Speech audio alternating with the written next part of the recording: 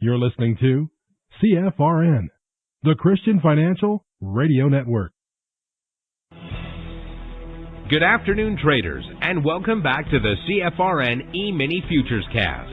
This is the daily broadcast of Indeterminate Length, where we discuss all things E-mini, along with some really big ideas on the finer points of trading gold, bonds, crude, sugar, the euro.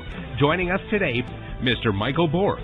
From our trading desk in Chicago, Mr. Burton Schlichter. Now, to get things started, let's go to our host and founder in Studio A, overlooking South Mountain, America's largest city park. Here's Dwayne.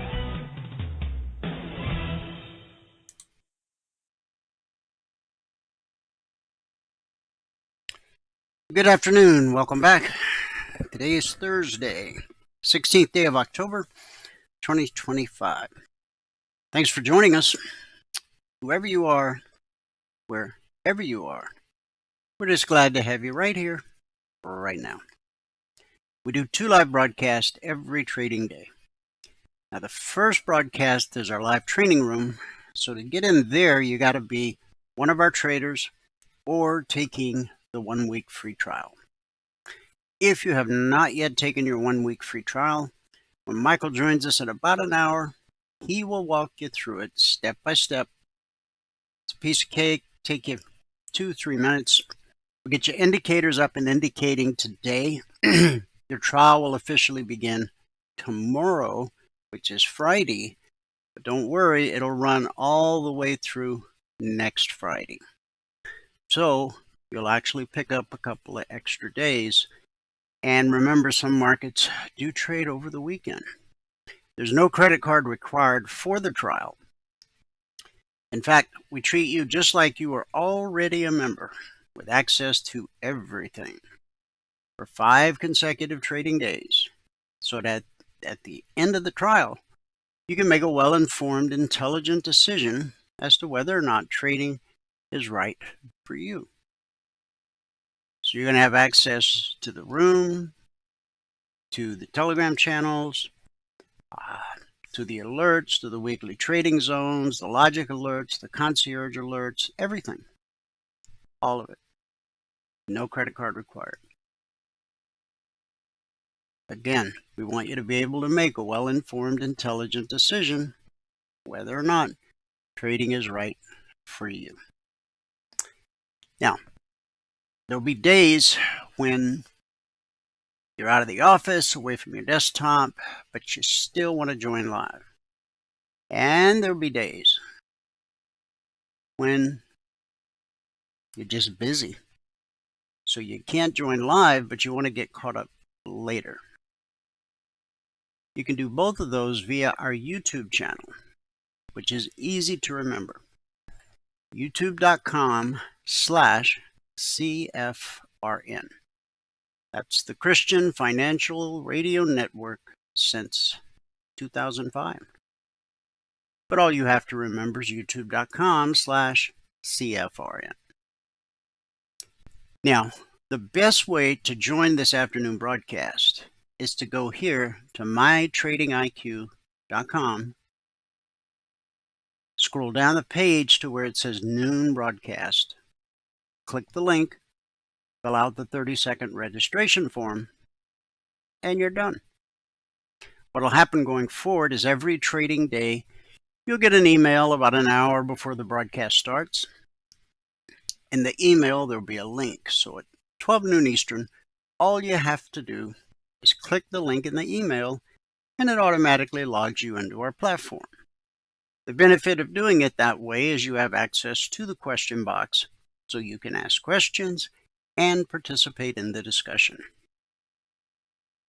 The YouTube channel, though, that's your fallback for every day that you're out of the office or that you're too busy to actually join live. Not only do we broadcast live every trading day on our YouTube channel, as we're doing right now, simulcasting, but we also archive each and every daily broadcast. Currently, there are over 2,900 daily episodes archived for your educational and viewing pleasure. youtube.com/CFRN. Over here on the left, you'll see our schedule for each afternoon broadcast. So let's get started where we always do with our daily devotional. Now we're in a new topic, but we're almost finished. We're on day 4 of 5, all things together. And it's a very good devotional. But if you missed the last devotional topic that we were on, which ran for 10 days, Context Matters, I can't encourage you enough to go to the YouTube channel and work your way through the 10 days of that devotional. Because you're always told how important it is that you read your Bible, read your Bible, read your Bible.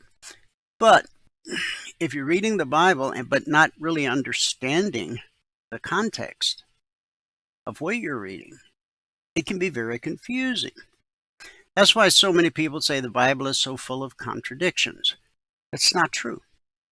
The one example that really stood out to me over the 10 days that we discussed that topic, context matters, was the one about slavery. Now, here in America, the history of our nation, slavery was a bad thing, okay? People were mistreated, literally imprisoned. It was a dark, dark part of our nation's history. And even when slavery ended, then came the Jim Crow days. And so it's a dark spot on a bright nation with a bright future. Now, the reason that stands out to me so importantly when it comes to context matters is this. Paul, in his letters that he wrote to the various churches in the New Testament, he often spoke of slavery in a positive manner, as if it was a good thing. And guess what? In the first century, when the New Testament was written, slavery was a good thing. It was the same as today having a job. If you were a slave in the first century, that meant you and your family had a roof over your head, you had plenty of food to eat, you got a paycheck, you were allowed to save your money, and then after so many years, you were freed. The peasants, okay, now they're the ones who had it rough in the first century. Peasants aspired to become a slave. So you see what an incredible difference context makes? And with the power of the internet today, you don't have to drag out that big old heavy Strong's Concordance. Man, I used to sit on my bed. I had the hardcover version of the Strong's Concordance and other reference materials. And they were all spread out on my bed, and I would be looking at this, and then I would go to this book, and boy, the internet, there's good and bad there. We know that. But use the good. It makes studying the Bible and actually understanding what's written. Because, think about it. What if you went through your whole life and did not know that in the first century, when the New Testament was written, that slavery was a good thing? You'd scratch your head right into eternity, going, that don't make sense. Paul's talking about slavery like it's a good thing. All right, so that's the last. I know I brought that up yesterday and the day before, but I'm telling you that particular devotional topic, it ran for 10 days, okay? So now we're in day 4 or 5 of a very good devotional. It's just not striking me as strongly as that one did, but it's important nonetheless. All things together. We got so much to cover on today's broadcast, so let me get going here. Today's scripture is John 12, verses 20 through 26. And I'm going to share it with you from the Message translation. Beginning in verse 20. There were some Greeks in town who had come up to worship at the feast. They approached Philip, who was from Bethsaida in Galilee. Sir, we want to see Jesus. Can you help us? Philip went and told Andrew. Andrew and Philip together told Jesus. Jesus answered, Time's up. The time has come for the Son of Man to be glorified. Listen carefully. Unless a grain of wheat is buried in the ground, dead to the world, it is never any more than a grain of wheat. But if it is buried, it sprouts and reproduces itself many times over. In the same way, anyone who holds on to life just as it is destroys that life. But if you let it go, reckless in your love, you'll have it forever, real and eternal. If any of you wants to serve me, then follow me. Then you'll be where I am, ready to serve at a moment's notice. The Father will honor and reward anyone who serves me. Again, that was John 12, verses 20 through 26 from the Message translation. So, today we'll talk about the apprenticeship paradigm. Apprenticeship is a whole life way of being in the world. It cannot be compartmentalized. It is not and cannot be abstract or theoretical.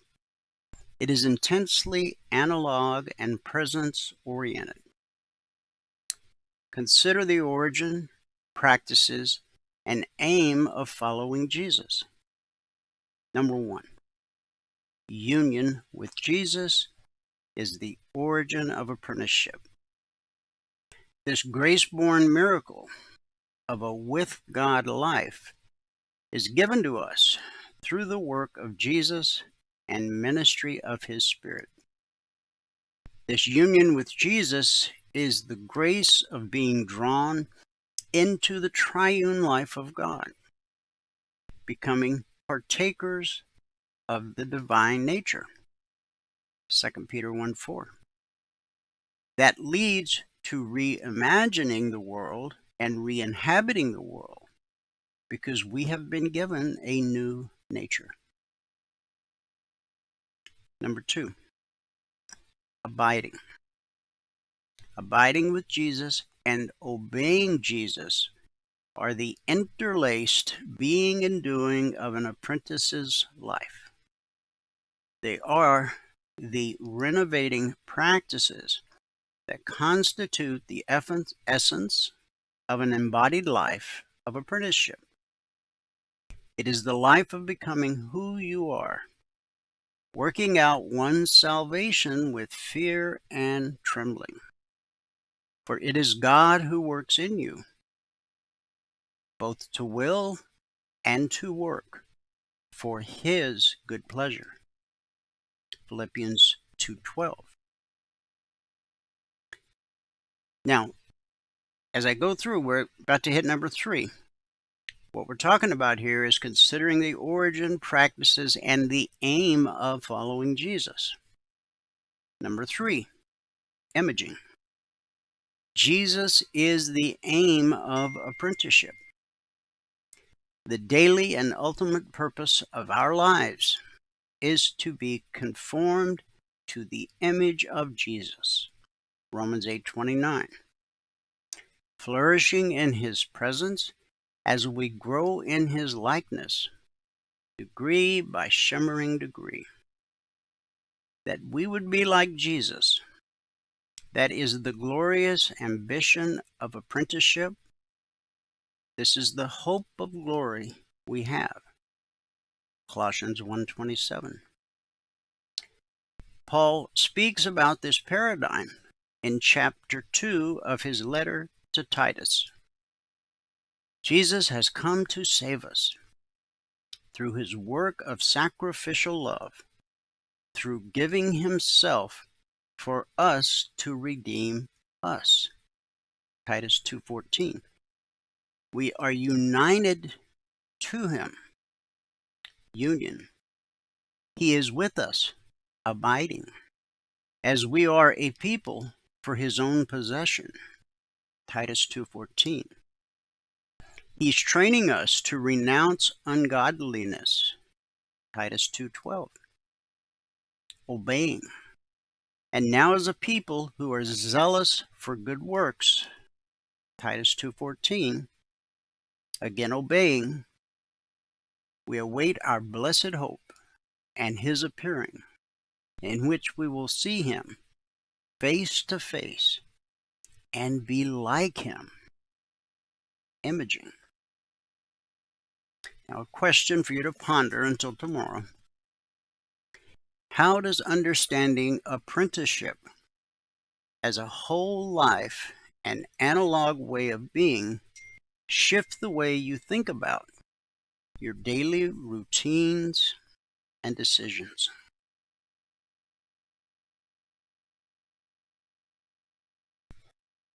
Let's pray.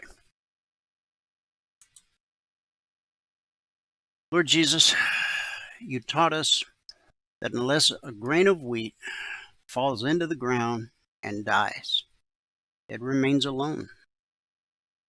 But if it dies, it bears much fruit. Help us to lay down our desires and follow you faithfully. Teach us to serve with humility, to value eternal life above this world, and to trust that true fruit comes through surrender. It's in your name we believe and pray. And everybody said, amen. Amen and happy Thursday. Let me give you the numbers from around the world. We'll start here in the U.S. with the cash markets, or the indices as they're called. Sorry I was out yesterday. It's a rare occasion, but my internet provider, Cox, had a huge outage. Affected lots and lots of people, not just me. My first thought was, oh wow, did I pay the bill? I checked. I had paid the bill, yeah. And then when I called in and they told me that hold for the next representative, the estimated hold time is over 1 hour. That's when I knew something was up. So I used the cellular data on my phone to go and check the outage site on the website, and 4,000 people had already reported that their Cox internet was out. So anyway, sorry I missed you yesterday. Just happy to be back with you again today. Okay, here's the numbers. Currently, the Dow is down 82 points. NASDAQ is down 28. S&P 500 is down 16. The Russell 2000, this is the one that should catch your attention, is down 25 points. And for the Russell, that's almost 1%.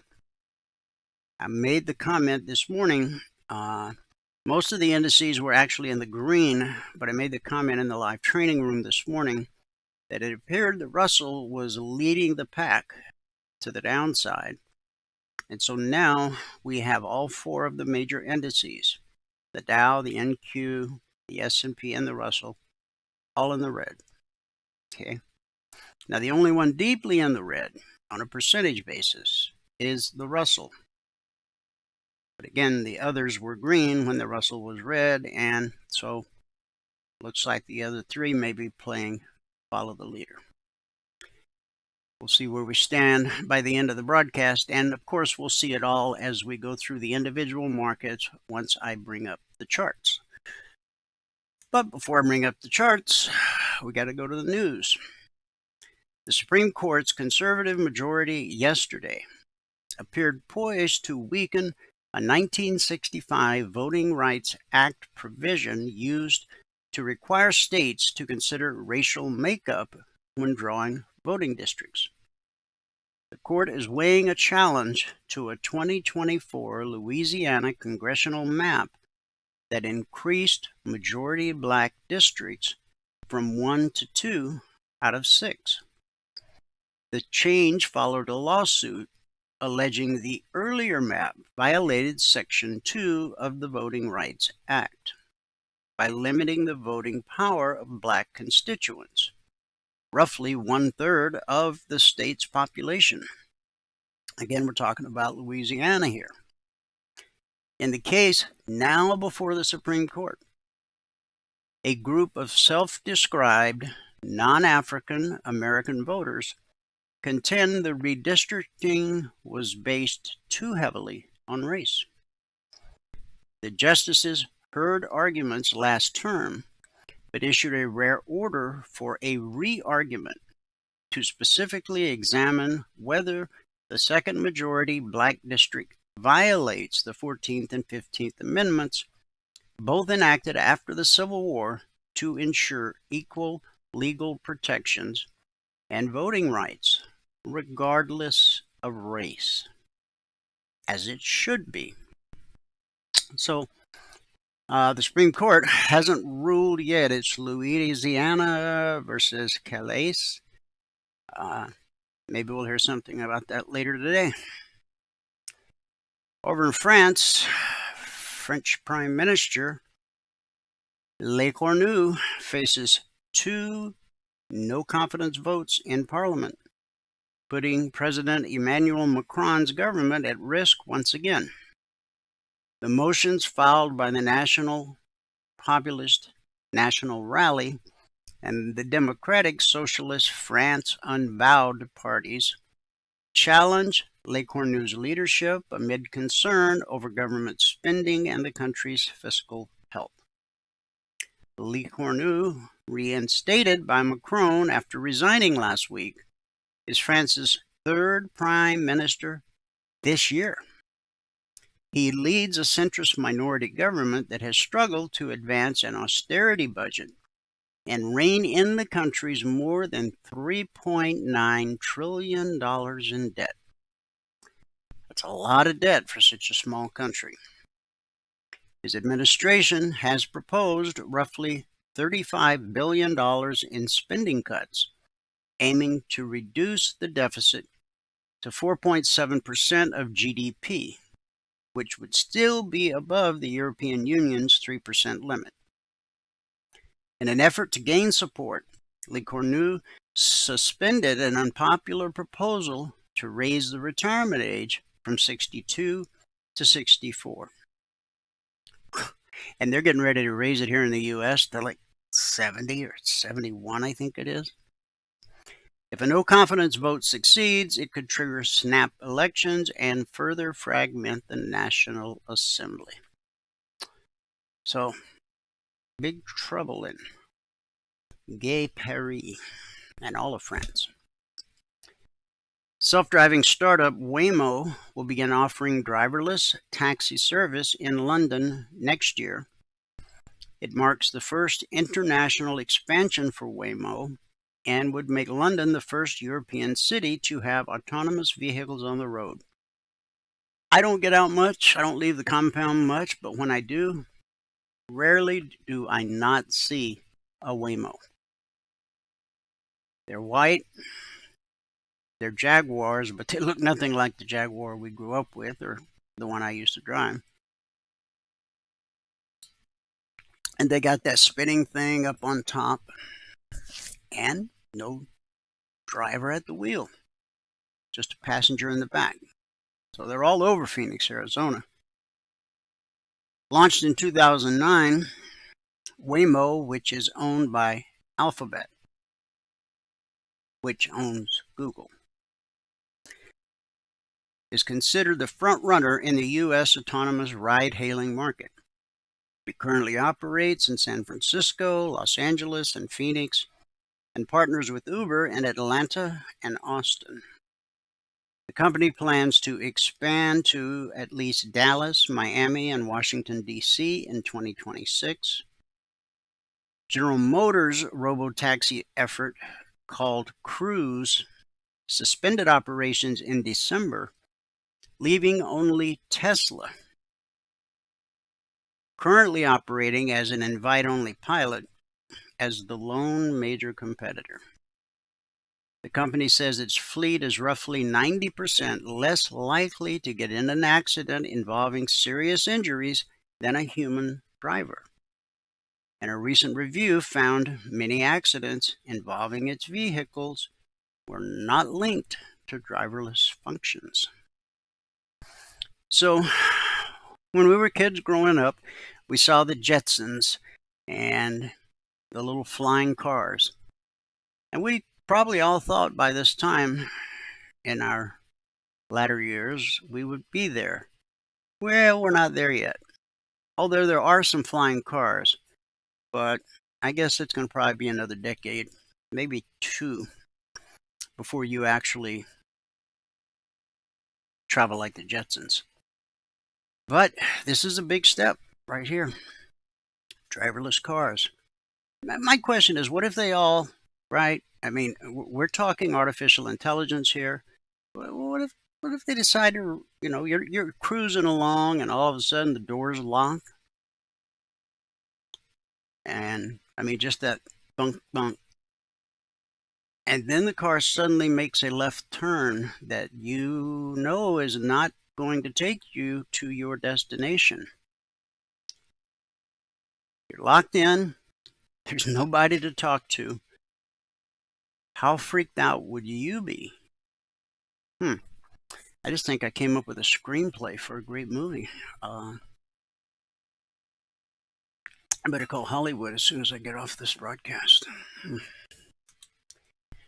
All right, let's look at Wall Street. Federal Reserve Governor Chris Waller said today he is in favor of trimming interest rates by another 1/4 percentage point at the end of this month. But after that, he wants to move cautiously. And that may have just cost him the job. The new comments from a top candidate to replace Fed Chair Jerome Powell in 2026 suggest that Waller may be inclined to hold rates steady to wait and see how the economy and labor market play out. But come on. We should be 2 percentage points lower than where we are right now. Based not on politics, but based on the facts, the numbers. Waller sees a conflict right now between data showing strong growth and a weakening job market. Something's got to give. Either economic growth softens to match a soft labor market, or the labor market rebounds to match stronger economic growth. Can you believe this? This guy wants to be the new Fed chair, and he's saying we need to slow our economic growth. Where do these people come from? Since we don't know which way the data will break on this conflict, we need to move with care when adjusting the policy rate to ensure we don't make a mistake that will be costly to correct. Okay. Xi, up to no good as usual. Donald Trump's tariff war alienated longtime allies and gave China an opportunity to woo the world. Now Beijing's hardball tactics are sparking a global pushback. China's decision to unveil unprecedented export controls on the rare earth supply chain dominated meetings at an annual huddle of global economic chiefs in Washington this week. Treasury Secretary Scott Bessent hinted at an emerging coalition, saying U.S. officials were speaking with our European allies, with Australia, with Canada, with India, and the Asian democracies to form a fulsome response. Japan's finance minister called for the group of 7 countries to unite and respond to China's moves, while his German counterpart touted a potential joint response of the bloc. Australia's Prime Minister will head to Washington next week in the hope of negotiating a deal over critical mineral supply chains as countries seek to diversify. As we've talked about many days on this broadcast about the need for these rare earth minerals, do not forget the company that I gave you guys a few weeks ago when it was trading at right around $3. Following day, it shot up to $9-10. I haven't looked at it today. Maybe we'll do that a little later in the broadcast.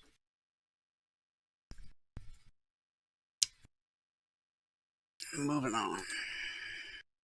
So much news today. Probably won't get through it all. President Trump yesterday confirmed that trade tensions with China remain a trade war. Trump said, well, you're in one now. The president's comments came despite Treasury Secretary Bessent's suggesting that an extension of the tariff pause between the U.S. and China was possible, and that Trump still plans to meet with Xi later this month. If I'm not mistaken, he's on the phone.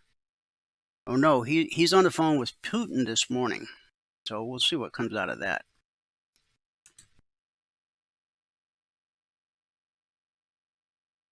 Home builder sentiment rises by the most since 2024. Confidence among U.S. home builders rose this month by the most since early 2024, boosted by lower mortgage rates, barely lower, that are chipping away at the nation's affordability problem. Jerome Powell, because he's in this grudge match with Trump, history is not going to remember him kindly. The golden age would be well underway, more so than it is now, if Powell had simply done the right thing at the right time, and everybody knows what that is. Lower the rates. You don't have to be a rocket scientist to figure it out. All right. Oil has steadied. We'll look at the chart in a minute. One last piece here from Wall Street. As geopolitical tensions intensify between the U.S. and China, tech giants Microsoft, Amazon, and Google are ramping up efforts to move production of their products and data centers outside of China. It's about time. In particular, Microsoft wants to have up to 80% of the components needed to make its Surface notebooks and tablets, as well as its data centers, manufactured outside of China as soon as 2026. That's too long. You need to do it now, while you can still get in there and get them out. I would not put it past Xi to just say, you know what? If you're an American, you got a week to get out of town. How much stuff are we going to leave behind? Like that disaster in Afghanistan?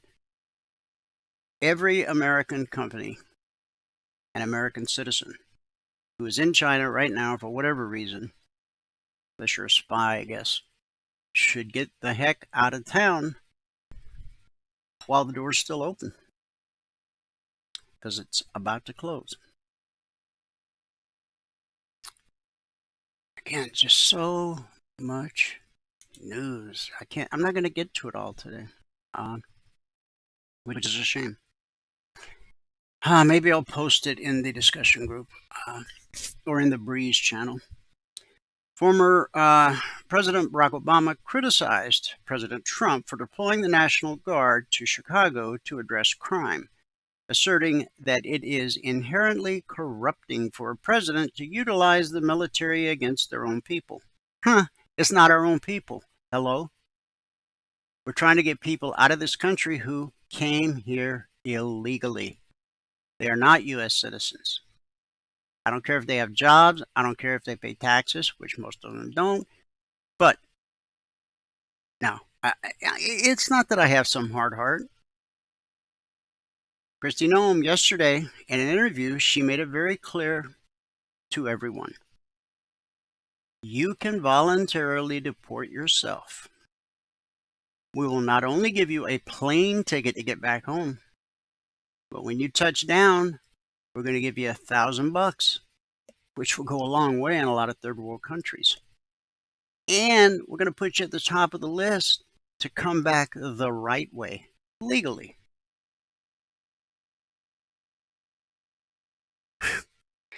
If you didn't see Cross-Legged Obama on Mark Macron's WTF podcast Monday, not that I would ever recommend that podcast, you should go see it just to see what's happened to our former president and who he is now.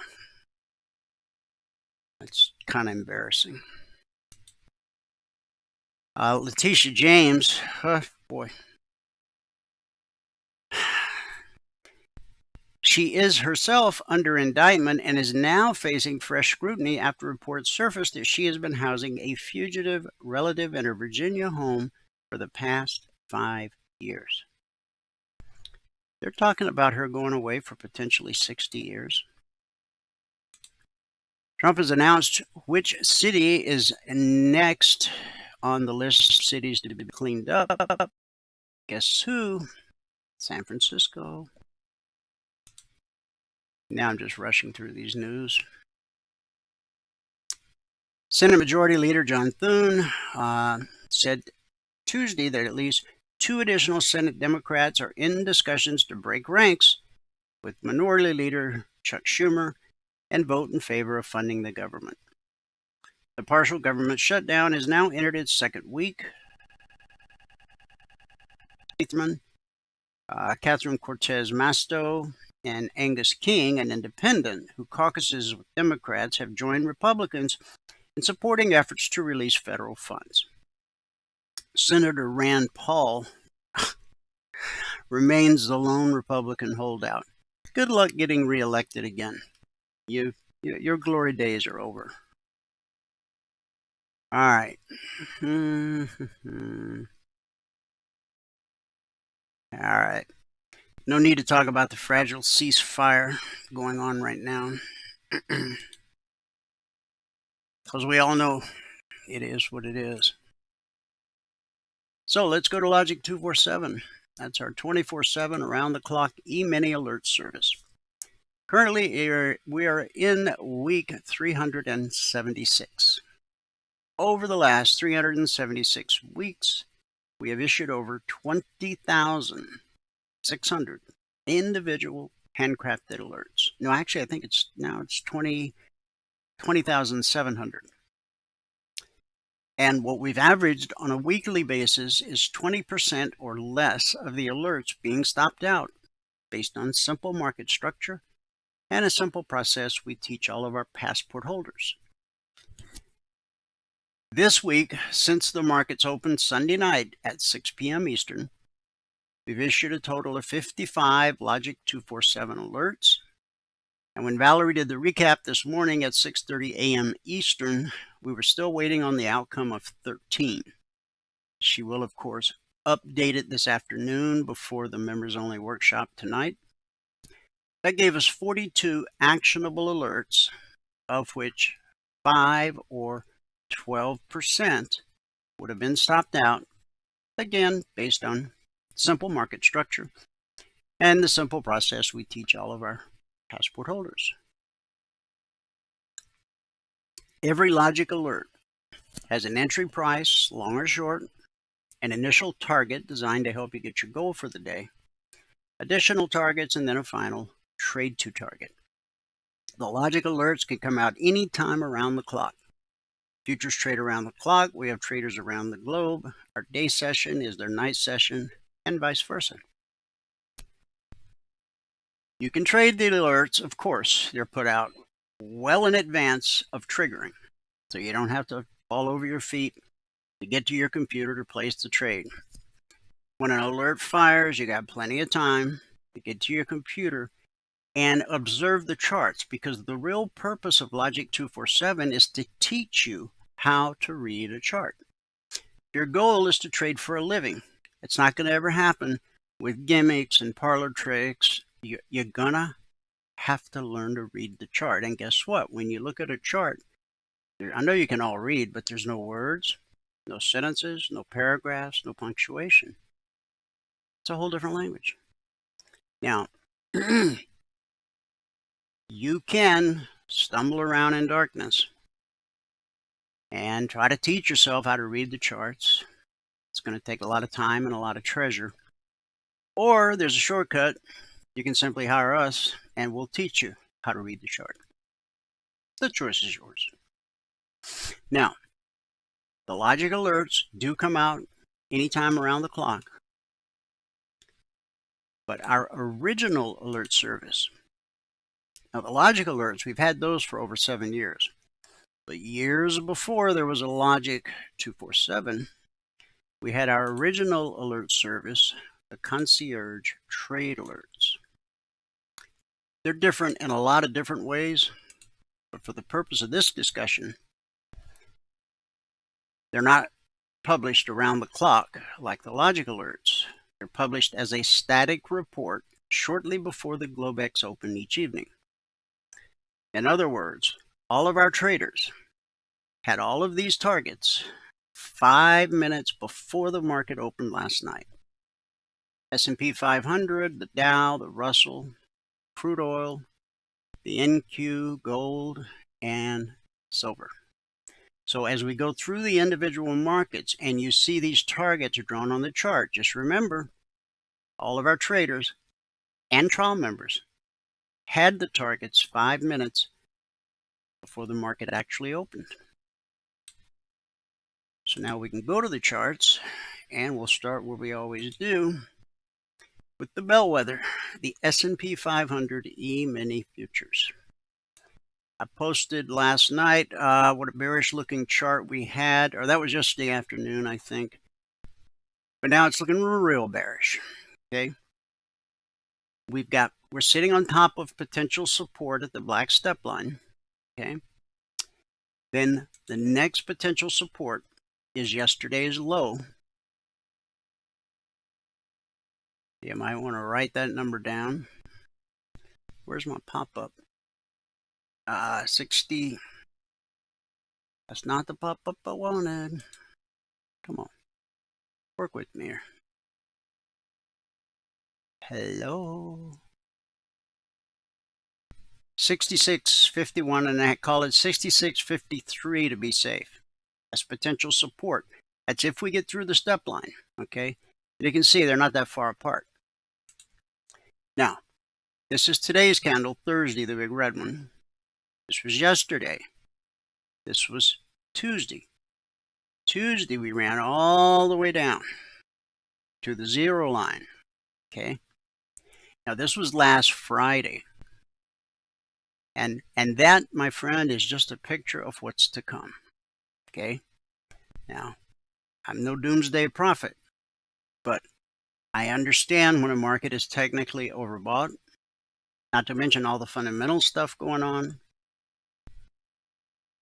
On the daily chart, we got red and falling overhead. You can see how we spiked red and falling, but we couldn't close above it. Support, support, support, support, support.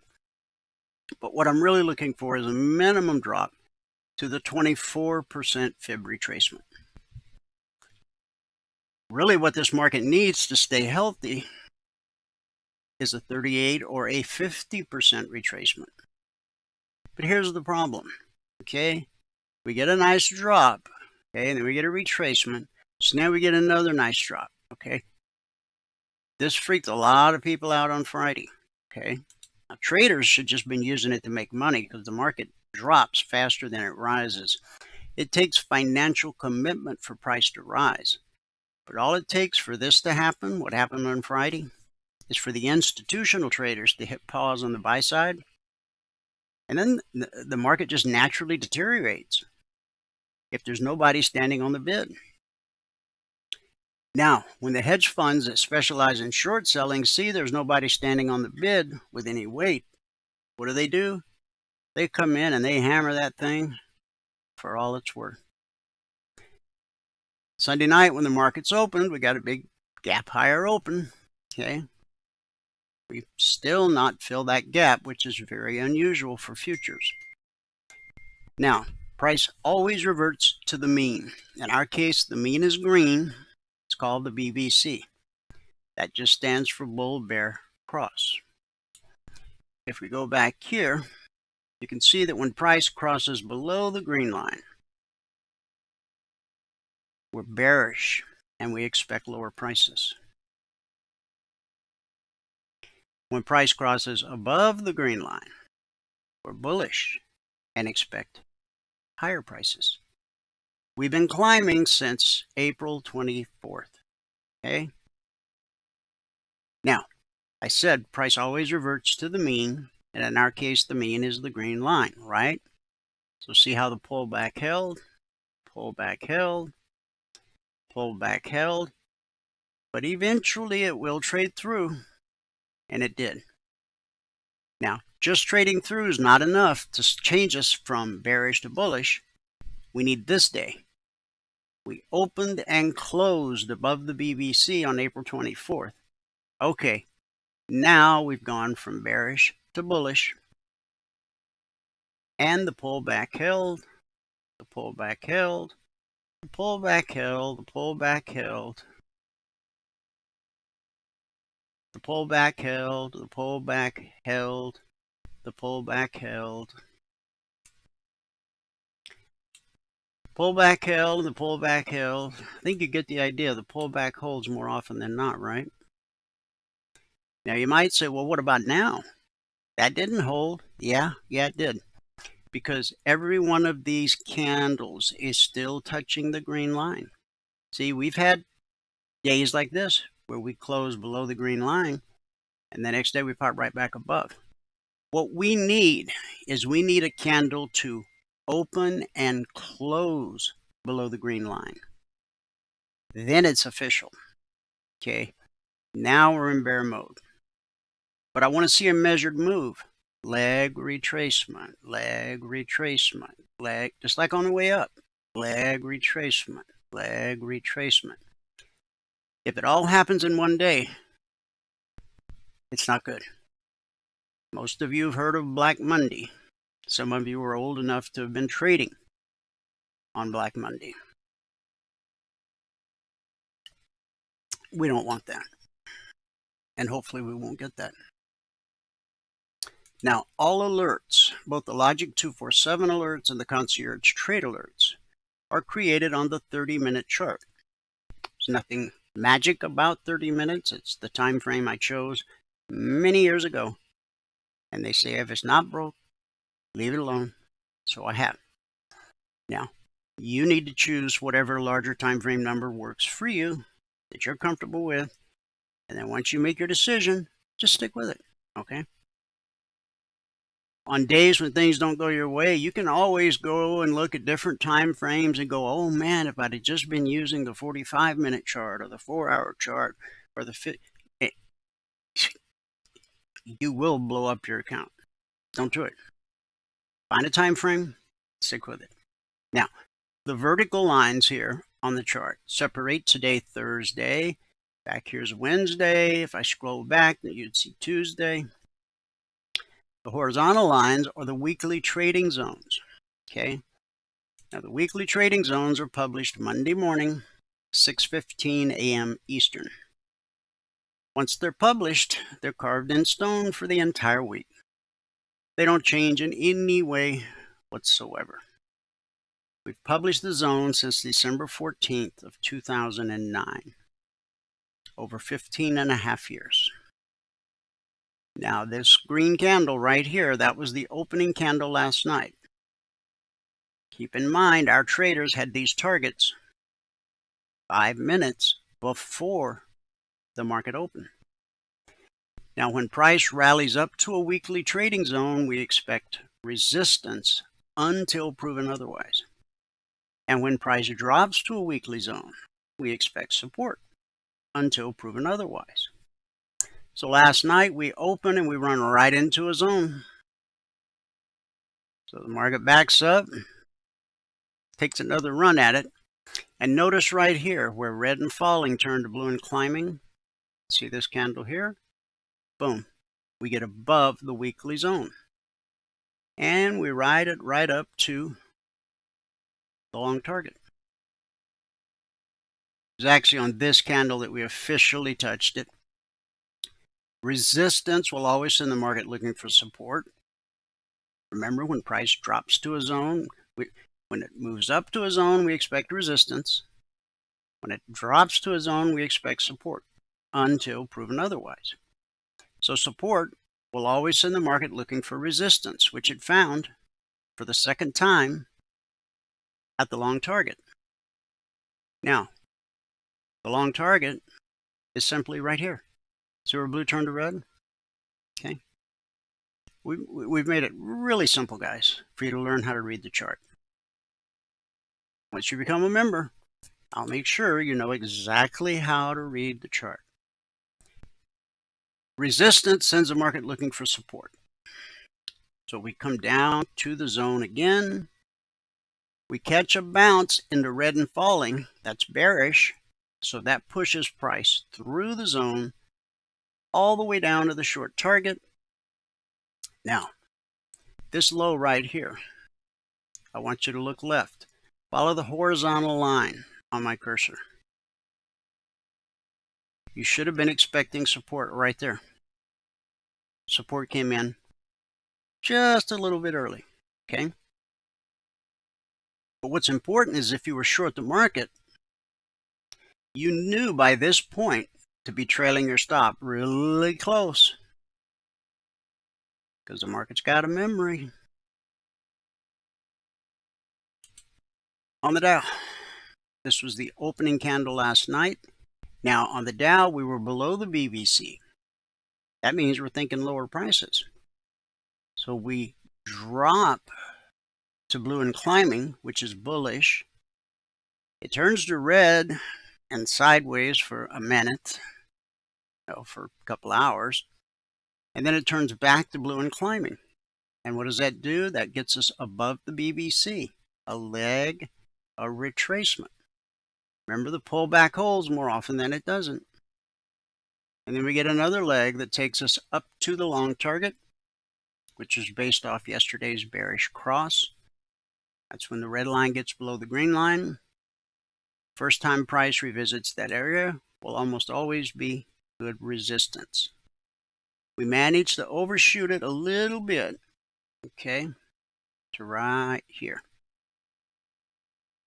where the step line crossed the BBC. Then blue and climbing turned to red and falling. That's a heads up that price will probably trade through the BBC. And it did. When we got to the zone here, we bounced up to the BBC. So the pullback held, the pullback held, the pullback held until it didn't. Okay. And then where did the market find support? Well, it's sitting on top of the short target for right now. We spiked it. We spiked it to... Now, I set the short target off this low from yesterday, but if you go back to Tuesday, we had a bullish cross right here. And that's this low right here.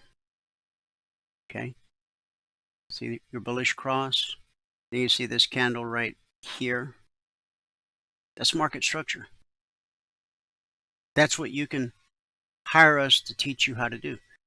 See on Tuesday how price rallied up to the zone, resistance, and then it dropped to the zone support. And then on this rally, look what happened. We got above the zone, but you see how the black step line and blue and climbing are running parallel? Look at what happens when the step line crosses from the left side of blue and climbing to the right side. You should expect a retracement to the BBC. And the pullback holds more often than not. So off we go. Okay. Now today, we did manage to get a little bit above that bearish cross, but not by a lot. We've spiked the short target. So on both the ES and the Dow, we've hit the short target and the long target. And then the ES, it was multiple times, I think, on the long target. On the Russell, we opened right at the weekly zone. Only one of three things happens when price encounters a weekly trading zone. 60% of the time will be consolidation. 70% of the time. 20% of the time will be rejection, and 10% of the time the slice. So we consolidated at the zone until 2 a.m. Eastern. That's 1 hour before the London Open. And where do we go? Right up to the long target. And what's the long target based on? There it is. So we bump it and we bump it. And we actually get a little bit above it. But what's important is we failed to take out this high from yesterday. That's a sign of weakness. So now price drops below the BBC. See, this pullback held, but this one didn't. And because we failed to take out this high, that should have been a heads up to be prepared for exactly what happened, a trip down to the short target. Okay. Now, this low right here, you see these two candles. You've got, this is Thursday, Wednesday, Tuesday, right? You got a wick sticking up on this candle. You got a wick sticking down. So if you put your crosshair right between the two, that is the exact low to the tick right there on the Russell for today. And again, the Russell is leading the pack of the indices to the downside. We'll pick up with the NQ, which you can see hit the short target to the tick. But we'll finish this recap when I come back. Right now, Michael's going to give us a recap of what happened this morning in the live training room. When I come back, we'll finish the recap and we'll wrap things up with our good word for the day. All right. All good? It looks good. All right. Here we go. Hey, you know, Good I told when we Yeah. were talking about malware bites in the live training room Mhm. this morning, I told it to do a deep scan and to scan for the rootkits and everything. Mm-hmm. It's still scanning. Oh yeah, it's got to go. That I think that does a lot. It does. Yeah, it does. In fact, they say you shouldn't do it too often because it puts a lot of stress on your machine. But anyway, I can't wait to play with those toys that were in that one file. Yeah, I know. I know. There's so many. Yeah, I just haven't had a chance yet. Oh, and of course, my I thought internet you'd enjoy that. connection crapped out, but it still seems to be working. So, all right, because Yeah, I'm you still looking at talking. my monitor. Yeah, I can see you. I can see your screen on my other monitor. So, all right, Okay, it's all yours. here we go. Good afternoon, everyone. Today is Thursday, the 16th day of October, 2025. Now, if you have not taken a free trial with us and you want to, then just go here to mytradingiq.com, click on the purple button. There's no credit card required for the trial. Click on that purple button. Once you do that, you'll be sent to this registration page, which is going to change tonight. Huh, that's interesting. You'll be sent to this registration page. On this page, all we ask for is your name, your email, your phone number, some multiple choice questions, and down here at the bottom, your TradingView login ID. You got to make sure you get that to us if you want to have the indicators indicating on your desktop. Give us that thing, whatever it is. For me, if I hover over this, it says logged in as CFRN. Whatever you're logged in as is what we need. Okay. Yours might be over here. Might be a little thing with your initial in it. Whatever you're logged in as is what we need in that spot right here. All right. So we had almost our best day of the week, almost our best day of the month. We were off by just a couple of ticks. I just noticed that this here was the same as this here the other day. 1352.50, 1352.50 was last week, I think, that we hit that. Number of trades that was way different. It was 35 trades on that day and 53 trades on this day. That's kind of odd too. Anyway, today we had a good day. If you're going to read the spreadsheet, you have to read all the CFTC risk disclosures on the bottom. I don't know if I said that yet, but I have to say that every time I show it to you, or every time I show it online like this anyway. And let's see. So today we made 208 ticks on the NQ, 87 ticks on the YM, 35 ticks on gold, and I'm not 35, 15 ticks on gold, and 13 ticks on the ES. That puts us at 1787.5. Today it took 5 minutes and 2 trades to get to the goal for the day. At that point, we're up 24.50, and we took a total of 42 trades this morning. We only stopped out 4 times today, so that means 90% of the time today, 90.5% of the time, we either break even or better on the trades we took on those 42 trades. So on the month now, we're at $14,237. That's over 12 business days, averaging $1,186 per contract per morning session. On the year, we're now at 216,155 business days. I'm sorry, business days. Yeah, I'd be dead by then. $260,155 over 180 business days. Averaging, we're back up to $1,200. I want to keep the $1,200 by the end of the year if I possibly can.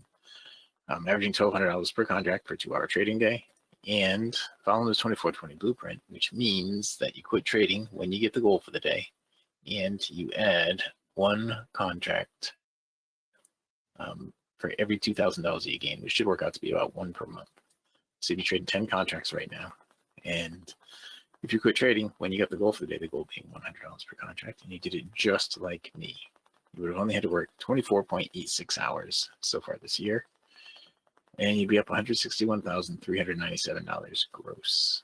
Net would be, well, with my commission, it would be $153,962. You would have done 2,974 round turns so far. Be averaging $6,490 per hour. All right. Good stuff. Good money if you can get it. Let's just start out with the gold and we'll just go across. Okay.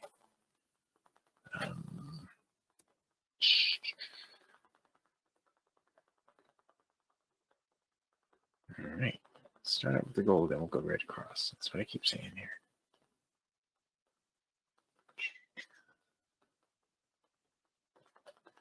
Now,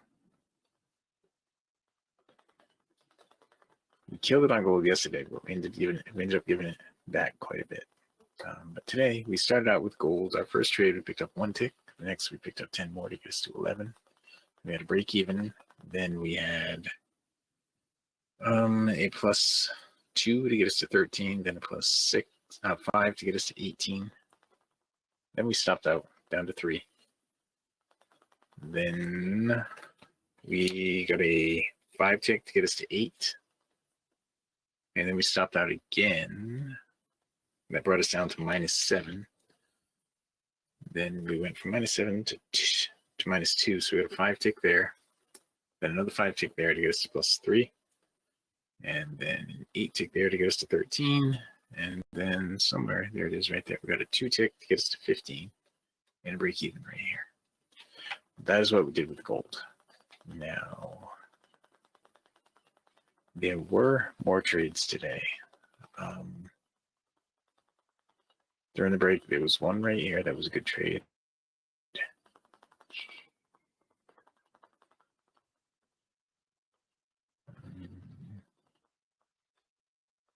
One right there that would have ended up break even.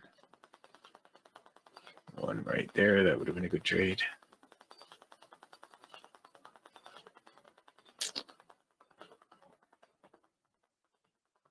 One right, nope, that wasn't good.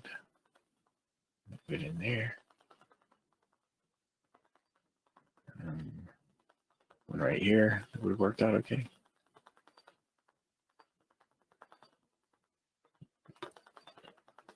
Nope. Right here would have been a nice trade. Right there would have been a nice trade.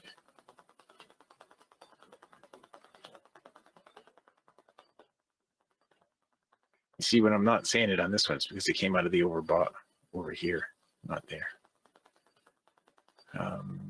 This right here would have been a nice trade. That would have been hard to take because it was so close to the YBR.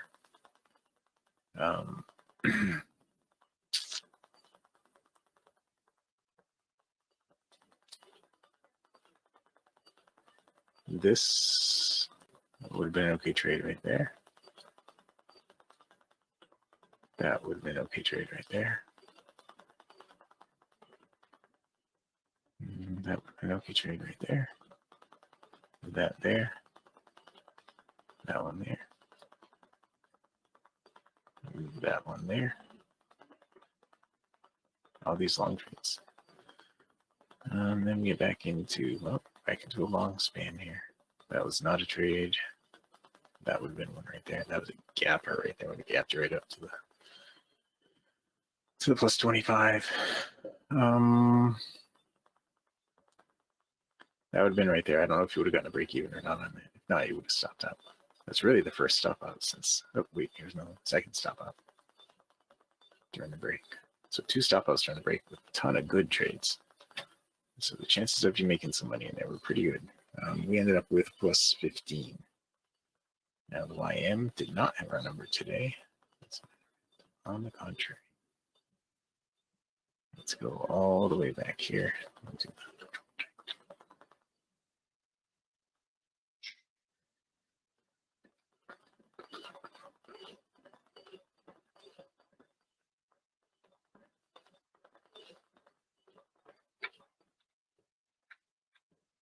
All right. So our first trade was right here. This is the YM. Our first trade on the YM was great. We picked up 25 ticks. Then the next one was a break even. One after that, we picked up 10 to get to 35. Then 13 to get to 48. Then went from 48 up to 50, so we had 2. And then 10 to 60. And then 60 to 70, and then 70 to 82, and then 82 to 92. And then we stopped out. And from 92 down to 77. 82, yeah, 92 down to 77. And then we had, right here, we ended up getting 10 ticks on that, goes to 87. And that's where we ended it. Okay. And during the break, it doesn't look like there was anything in there. This huge move down with no trades. Right? Yeah, no trades on that huge move right there. That was a trade right there. Then it recovered and it gave you no opportunity on the way back up. On the way back down, 1 right here. Got a short right there. This is suggesting it's going to go down soon.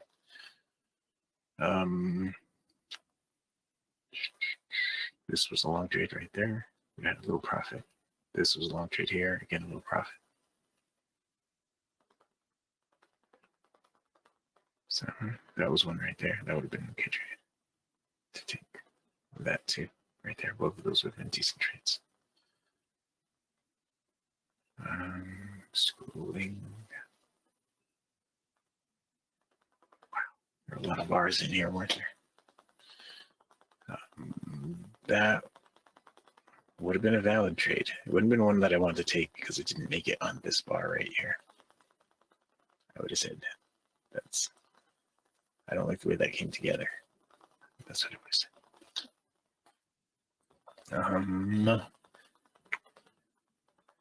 This didn't come out of the over sold. Wow, all the downward movement didn't get a single trade. All the way down. Now I want to do something here, just really quick. If we throw this on here, I don't know if we would have gotten trades if we had the BBC on there. If you're taking bounces off the BBC, let's blow the BB3. It would have had 1 there. We would have had 1 there. 1 right here. 1 right there. And 1 here that would have stopped you out. So, would have been more opportunity. You're gonna get, if you do it that way, you're going to get more trades for sure. It won't be as precise, but you get more. Let's see, scrolling all the way over here. This didn't. Actually, this would have been a trade right here. That would have been a trade. That would have stopped you out. That would have been a valid trade in there. This not. Flipped around, nothing. Nothing.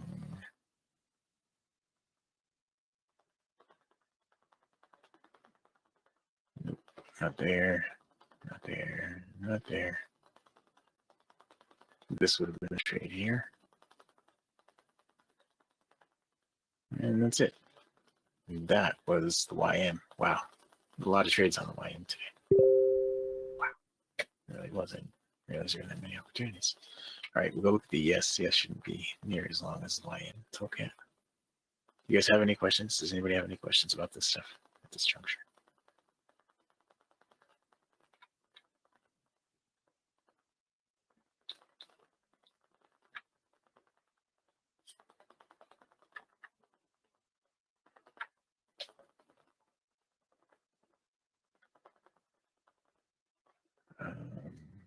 All right. So let's see, on the ES now. Our first trade on the ES was right here, and I believe we picked up 4 on that one. 1 there to get us to 5, then 2 there to get us to 7, then 3 there to get us to 10, then 2 there to get us to 12, and 1 there to get us to 13. Big day on the ES. And that was it. Yeah, that was it for the ES trading. I didn't take another trade on the ES. Did we get any other trades in here? No, not through there, not there, not there. We didn't get any other trades on the ES. So I took every trade there was on the ES today, and I ended up with 13 ticks. During the break, this was a trade right here that would have worked out.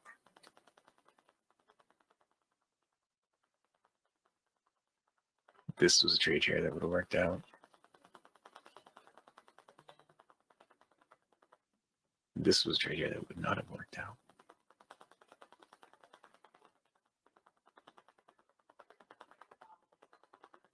This was a trade here that would have worked out. This would have worked out. Not a trade. New trades. New trades. Wow, there were a lot. It's a lot of movement during the break. I don't see any stop outs yet. That would have worked.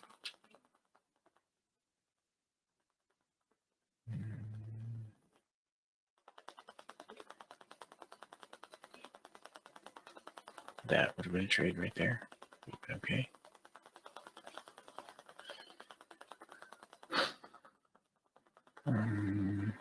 This might have been the first stop out right here. And it would have been a break even. You would have gotten break even on that. Same thing with this one. Break even or some good profit. There's so many trades with no stop outs. Of course, you know, I've gone through about 15 trades here. That would have been okay. 10 or 15 trades, that would have been okay with no stop outs. But you know, when you get in there and you're doing it, you're going to do everything right. You're going to be taking trades that are not valid trades. You're going to be stopping out. Not managing your risk correctly, you're going to be stopping out. So we ended up with plus 13 on the trades that we took on the ES. So on the ES, we did finish at the high of the day on the ES. On the YM, we didn't quite finish at the high. We're pretty close. The high was 92. We finished at 87. On the gold, we finished at plus 15. The high of the day was 18. So we're pretty close to the high of the day on those three. The NQ, we did finish at the high, which was 208 ticks. So there's a bunch of trades here to go through on the NQ now. We'll do this and back.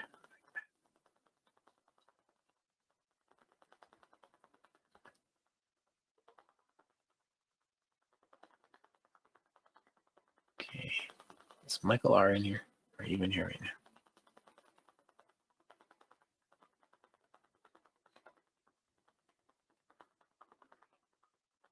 Wow, there are a ton of bars in there. I don't think I'm going to go through every trade that triggered during the break.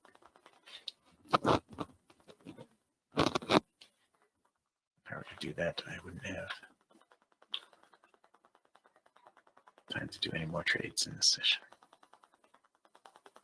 Remember, it's Thursday partners meeting tonight at 8 p.m.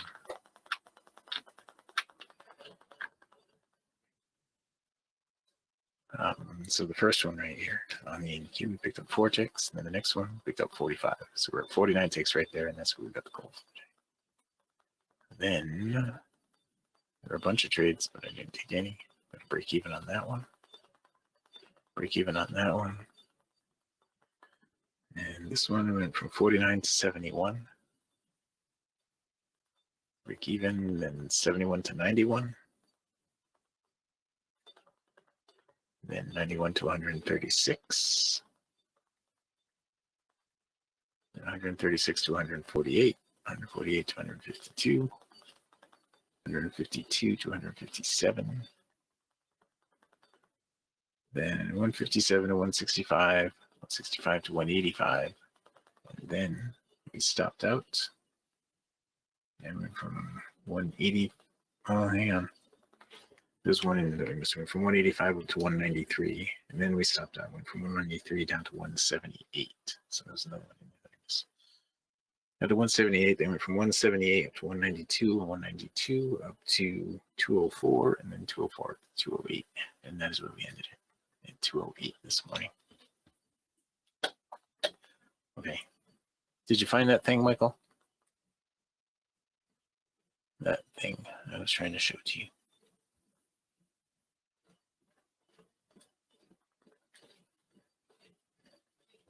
And it's right in here. Go to trade, and trade orders went down. I'll bring it up.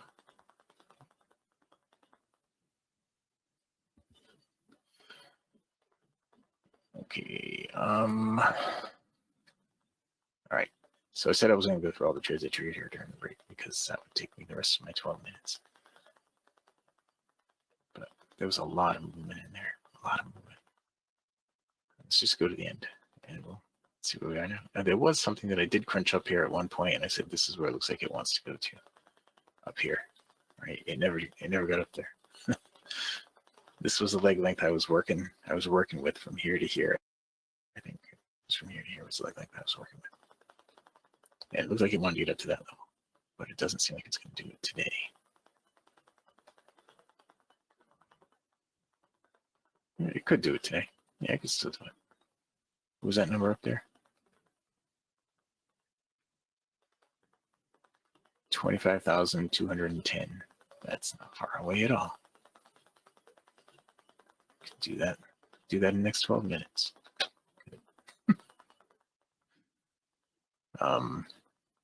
No, I'm just going to trade what's in front of us, like we always do. All right, so anyone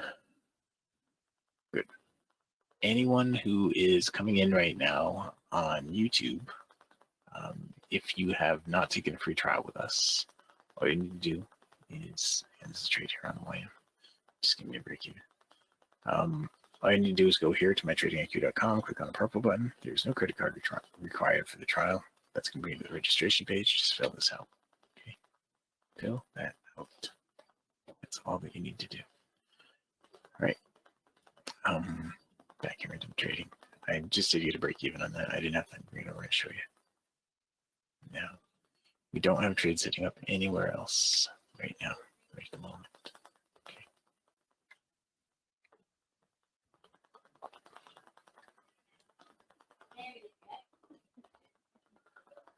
All right.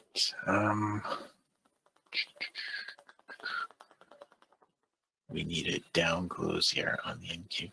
Crap.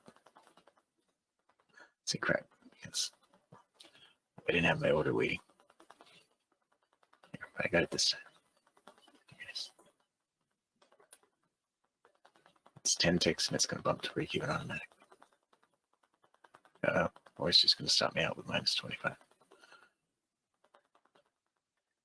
Okay. So I missed the first one right there. I got snagged up in the second one right there. And that wasn't a third one. So I need a little money on something. I don't know which one it was. Which I need a little money on a minute ago. It looks like the YM. I made a little money on the YM 2 minutes ago. This guy. There. And I just lost a little on the NQ, but I could have made it right back right there. Cancel all. I put the order on, but I didn't get there in time. The NQ's just jumping around really violently downward.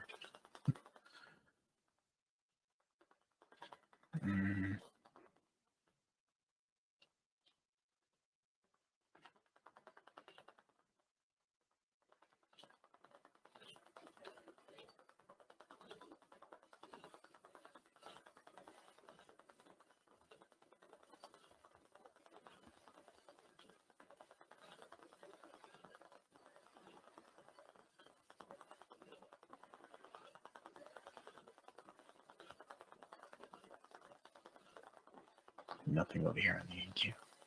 We might have something here on the YM. We have nothing here on the ES right now. Gold could give us something. The NQ can now if it pulls back. The YM can't. It's come on to the bar. Need an up close and then a down close on the NQ. It's going to happen quick. It didn't. I don't think it's going to be. It's definitely not going to be a trade. The YM could still be a trade. It's a good chance. The ES does not. The NQ does not. The YM does. The gold does not.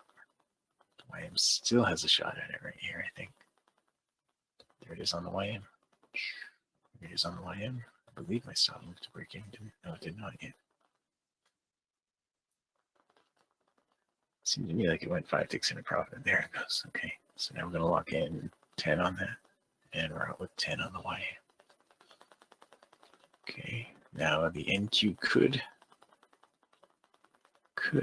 give something. I guess that was something right there that I didn't get, but it could give something else. Gold, no. Put that right there. There's 10 ticks on the YM. The NQ could, the ES could. We just flipped the YBR here on the gold. It hasn't shown yet. Is that last part in print? Oops.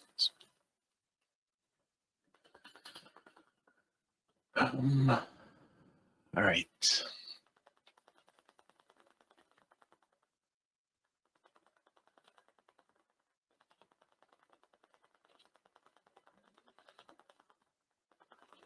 Nothing there, nothing there, nothing here.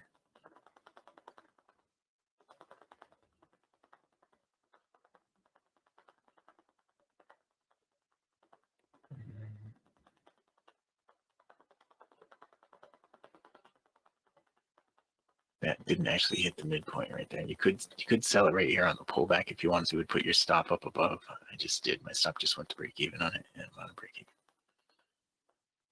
Okay, it was not a trade here on the ES. Did not do full cycle there on the NQ. It's not going to be a trade over there on the YM. Let's break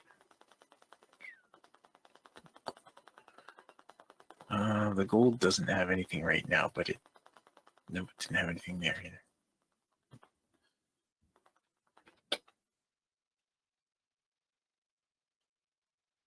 All right.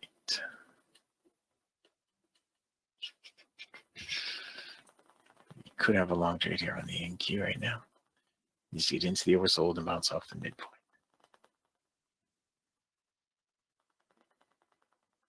It's in the oversold, just needs to hit the midpoint and bounce. It did not. No trade there.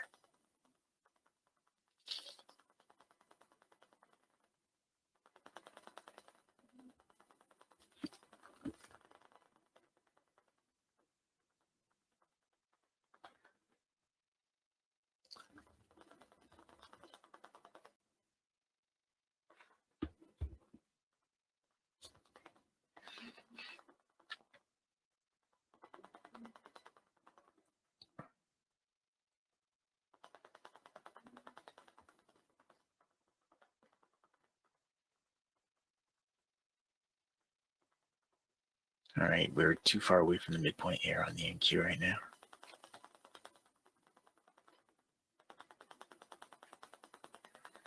We need a down close. Okay, that was too far away on that. Didn't have a flat spot on that. Could have a long trade here on the NQ. Get ready for it. No close would be a long trade on the NQ right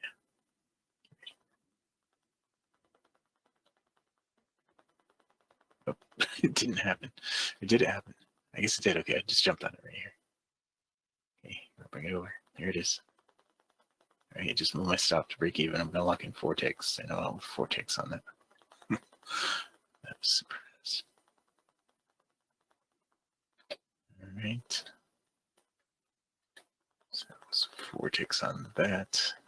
The gold could have a short here. Get ready for that. It's down close. The NQ, that's actually a long trade right there on the NQ. It came out of the full cycle on the last one. So that right there coming out of the oversold, closing up above on a flat spot. It's actually a long trade. The gold just has a short in there. Okay. And the NQ long, here that is. Good luck in some. Well, it hasn't gone 5 ticks in a profit yet because it hasn't bumped the stop yet.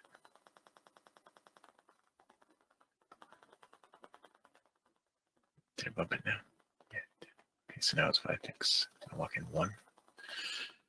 All right. So we are positive on everything now. Got that one over there. Got one tick over here.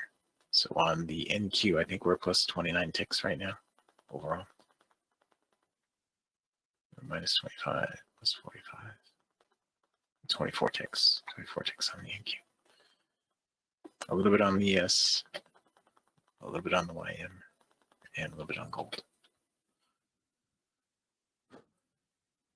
Still a lot of trade. Everything's moving around really fast. It's wearing me out.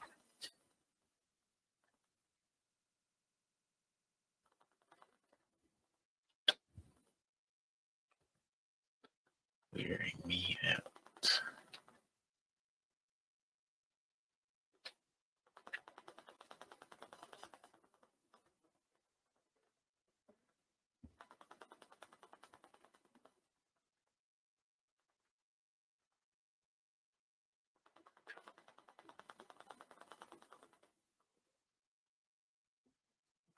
This didn't hit the midpoint. This didn't hit the midpoint. This didn't hit the midpoint.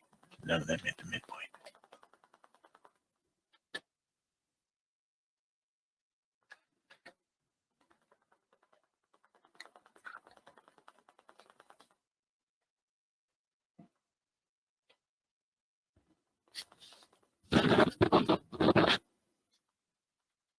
That's a trade over there on the NQ.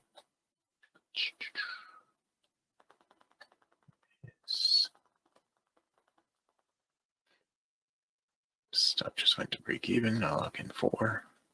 And we're out with 4.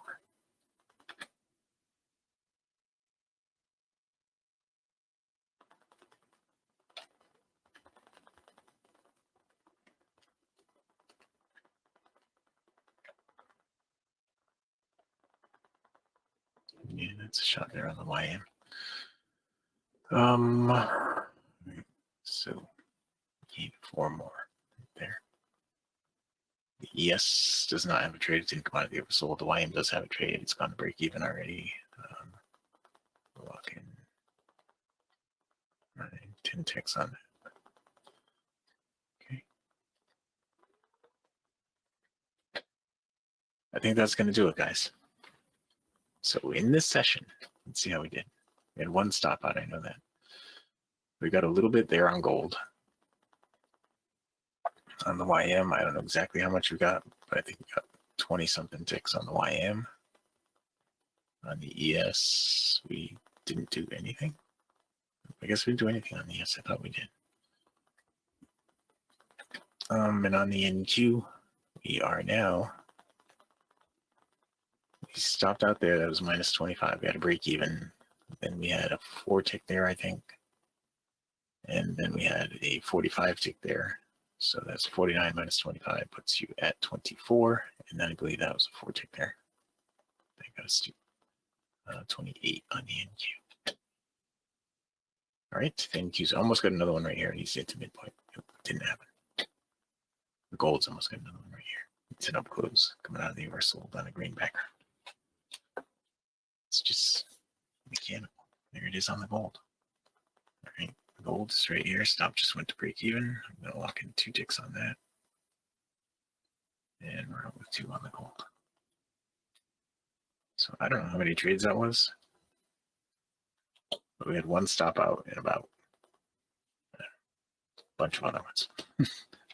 All right, so that's it. With that, guys, I'm going to go out here. If you haven't taken a free trial with us, go here to mytradingiq.com, click on the purple button. There's no credit card required for the trial. Just click on that button and be brought to this registration page. Just fill it out. Okay, let's fill it out.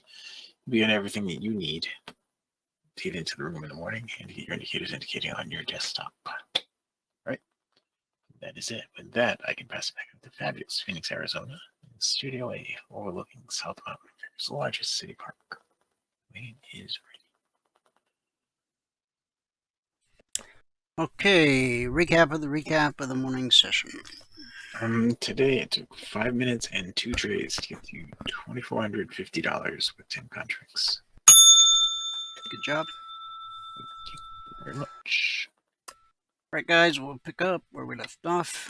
If you tuned in late and you missed any of the broadcast, 45 minutes after I sign off, you can go to youtube.com/CFRN and see the entire broadcast in its entirety.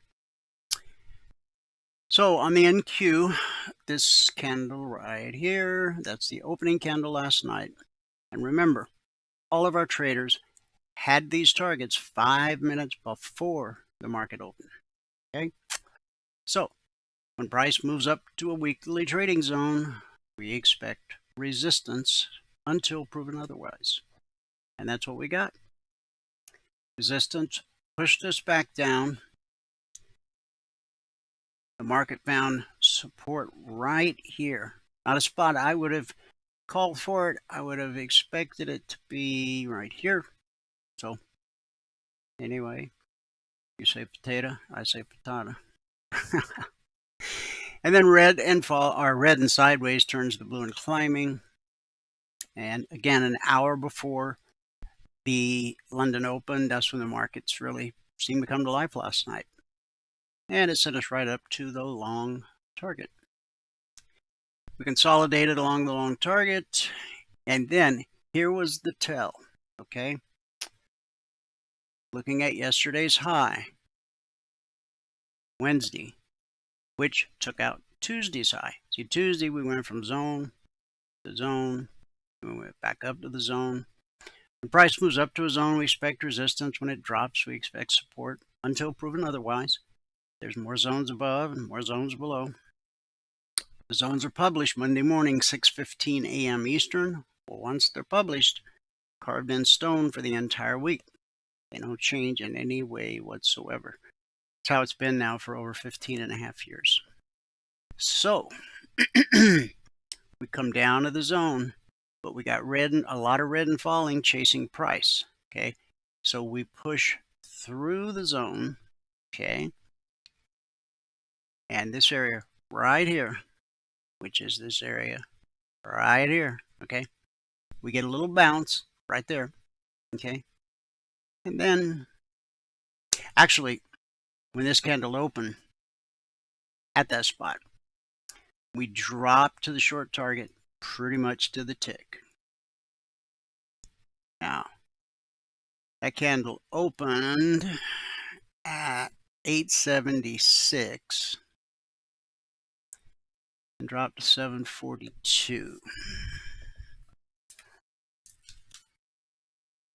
Hey Siri, 876 minus 742. 876 minus 742 is 134. 134 times 20. Okay, from this spot right here, where this candle opened, right here,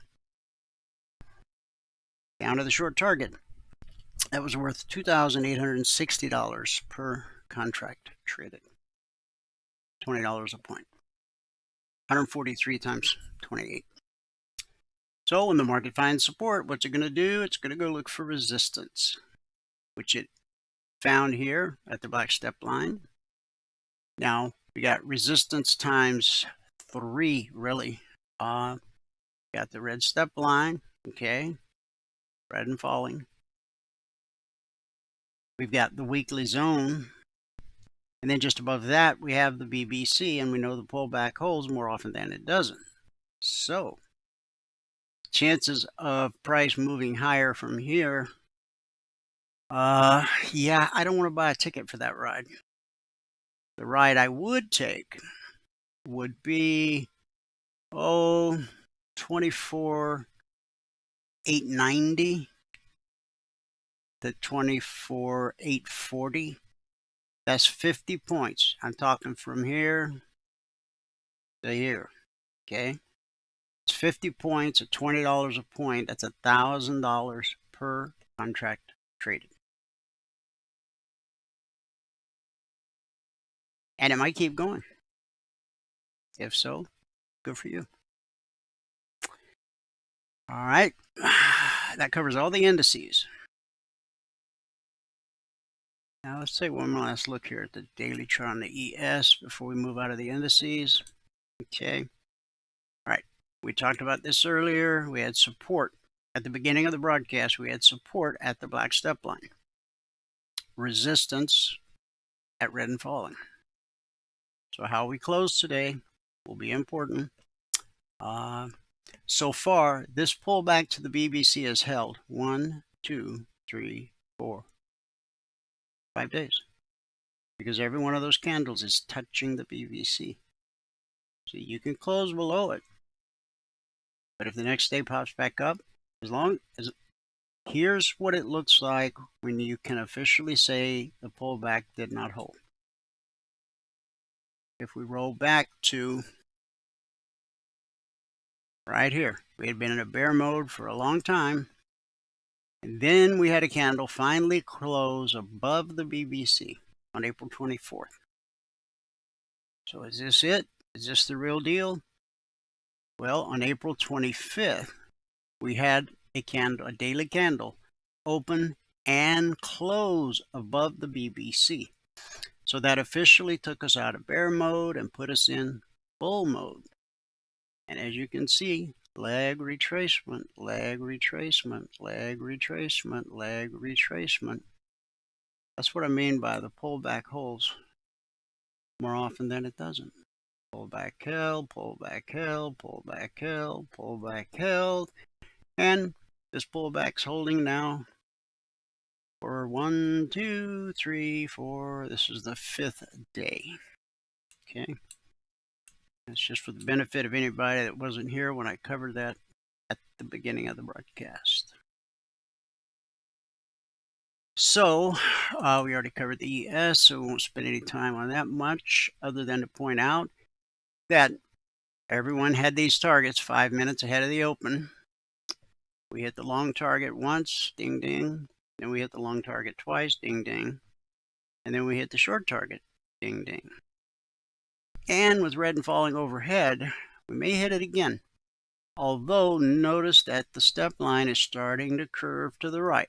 Okay. If the step line crosses from the left side to the right side of red and falling, what will happen?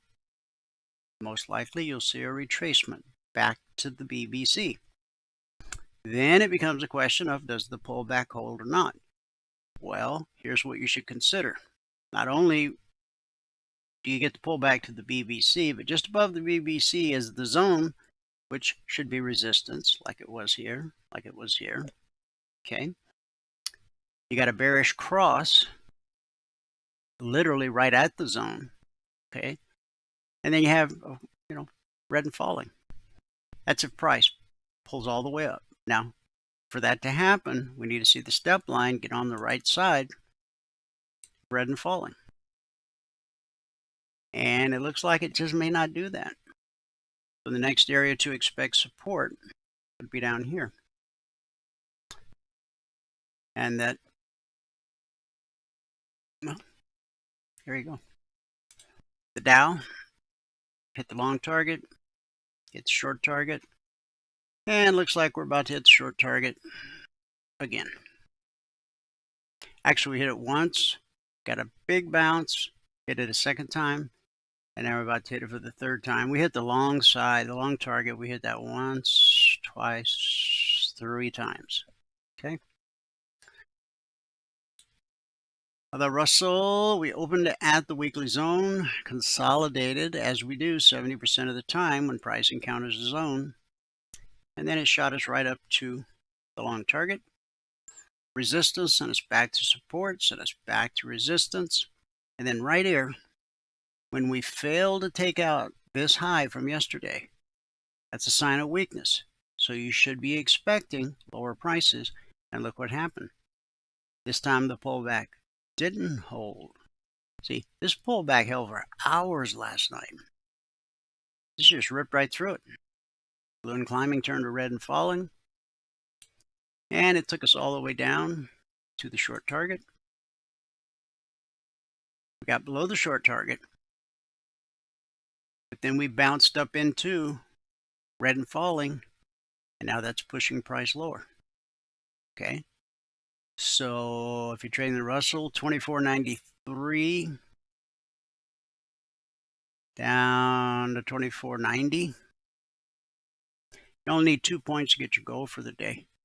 Now, keep in mind that over here, the reason this low is here Okay, this is Thursday, this is Wednesday, this is Tuesday, right here, Tuesday. This candle, see the wick sticking up? And then the next candle had a wick sticking down. Put your cursor right in the middle of those two. And there's today's low so far. Now we have another area down here where we would expect potential support. And then we got the bullish cross. When you have a bullish cross, that's where the blue line gets above the green line, followed by an extended move. The first time price revisits that area will almost always be good support. And you got a weekly zone there, 2458/59. Again, once the zones are published Monday morning at 6:15 a.m. Eastern, they don't change. Carved in stone for the entire week. It's the way it's been for 15 and a half years. So the NQ, one more time. We hit the long target and hit the long target. And that move I was talking about to the downside is getting underway. This candle opened.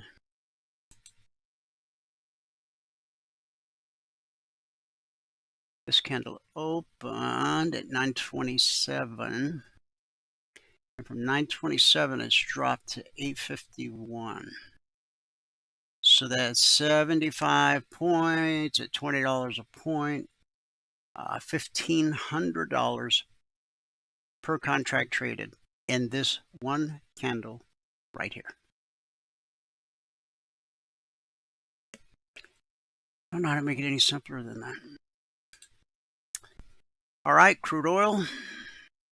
This was the opening candle last night. All of our traders had these targets 5 minutes ahead of the open. So we get an open and we pull back to the BBC.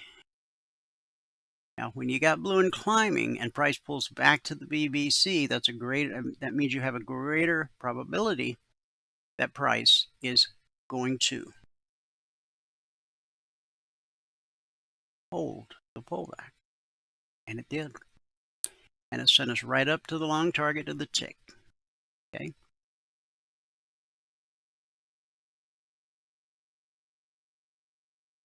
Then, from that target, we come back to the BBC, and it holds, and it holds, and it holds.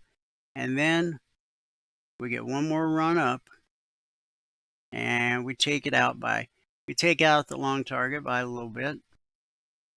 But it's just a wick sticking up. And that right there should give you some caution, okay? Because anytime price fails to take out a candle by just a little bit, we're very suspicious. So we get a leg and a retracement. The pullback held. And then we get a leg and we hit the short target. Support sends the market to resistance. The pullback holds more often than not. Once again, right there. And then we get another leg and a retracement. Now, when we trade through a short target, quite often on the retracement, the underside of the short target will itself become resistance. All right? And so we've continued down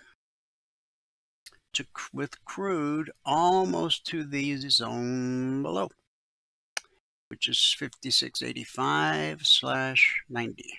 That was published Monday morning, 6:15 a.m. Eastern. So had you gotten short off the open of this candle? What do we got? We opened at 57.70. If we get to 56.70, that's $1,000 per contract traded. When the price of gold moves $1, or crude moves $1, that's worth $1,000 per contract traded. When gold moves $1, that's worth $100 per contract traded. When silver moves $1, that's worth $5,000 per contract traded. So we very well may find support here at the zone, so it may not turn out to be a full $1,000 per contract move, But $800-900, not a bad day. And this is just one market and just one move. All right, we got 2 markets left. Gold. You'd be looking at all-time historic highs there. Here's where we opened last night above the BBC. Again, everyone had the targets 5 minutes ahead of the open. The candle had actually ran up to the target. It opened at 42.23. So from 23 to 36, that's $1,300 per contract traded in that one green candle right there. Then, what a gift. You get a retracement, and the next candle does the same thing. Then we trade through the long target. Now we pull back to the BBC, but are both of these candles touching the BBC? What does that mean? Pull back held. So then we get a leg and a retracement, a leg and a retracement, and then a big leg. And we're now in price discovery mode. Gold never been here before. And the last market, silver. Silver opened right at the zone, one of the zones, 52.49/52.50. And then at 22.30, it made a run right up to the target. Where did it open? Now you'd wanted to get above the zone, so we'll call it 52.52. The 82 has $1,500 per contract traded. Resistance will always send the market looking for support. Now we hit the short target here, but we actually traded all the way down to these lows here. Then buyers came in ahead of the London Open. 1 hour ahead of the London Open. Markets really woke up 1 hour ahead of the open last night. And so we make a run all the way up to the zone, which we expect to be resistance till proven otherwise. Resistance sends the market looking for support. Pullback holds more often than not. That sends us up through the long target, all the way up to, what do we get? 53.62. Again, all-time historic high. And then we get a retracement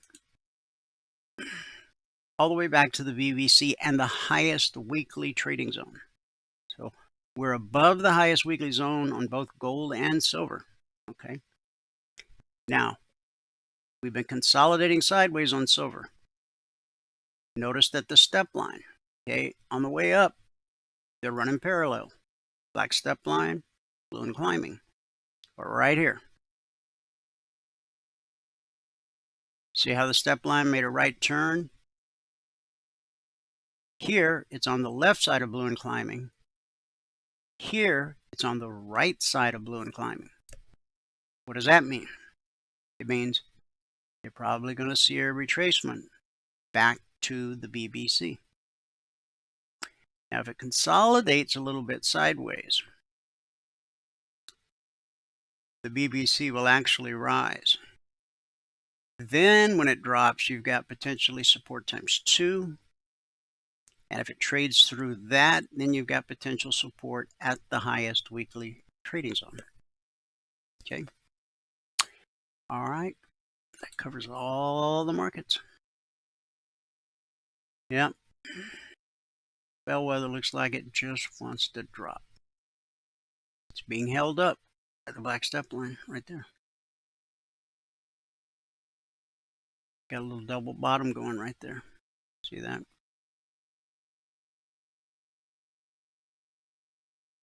Now, if price were to get down to 66.49, you should have clear sailing down to 66.20.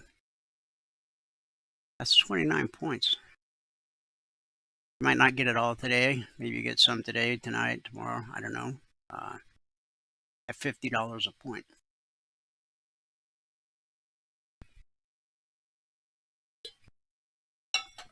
And that's the story for today.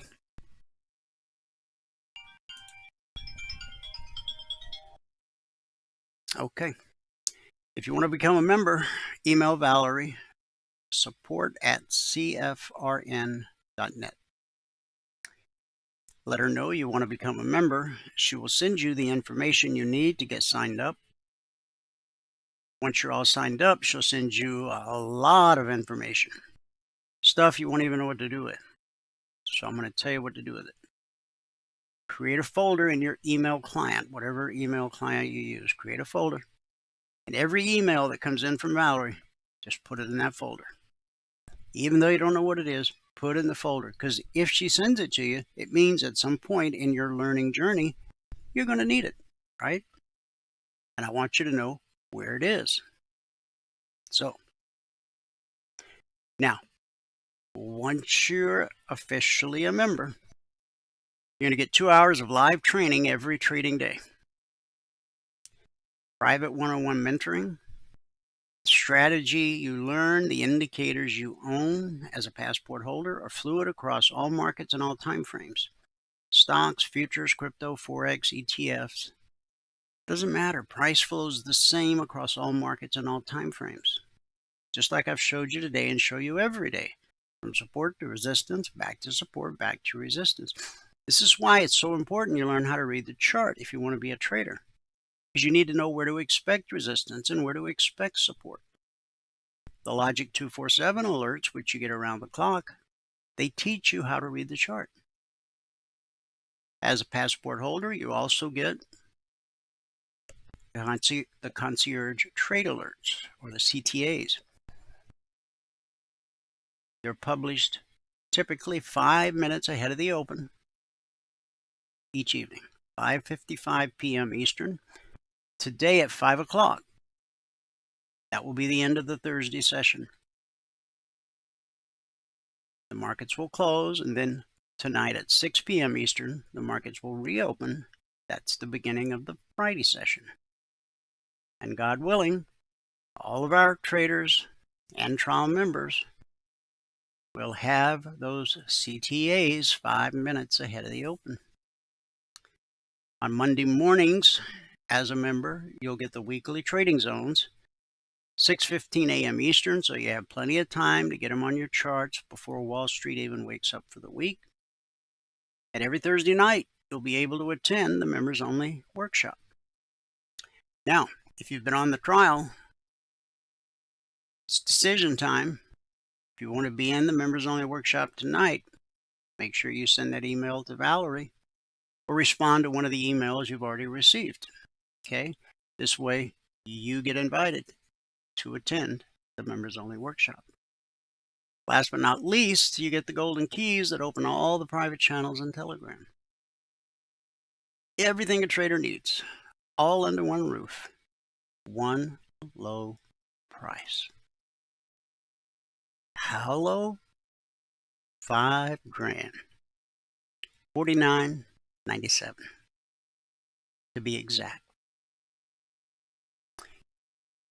Now think about how much time and treasure you've spent learning how to trade.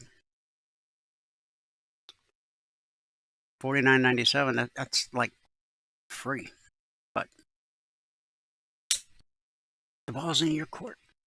Okay, let's wrap it up with our good word for the day.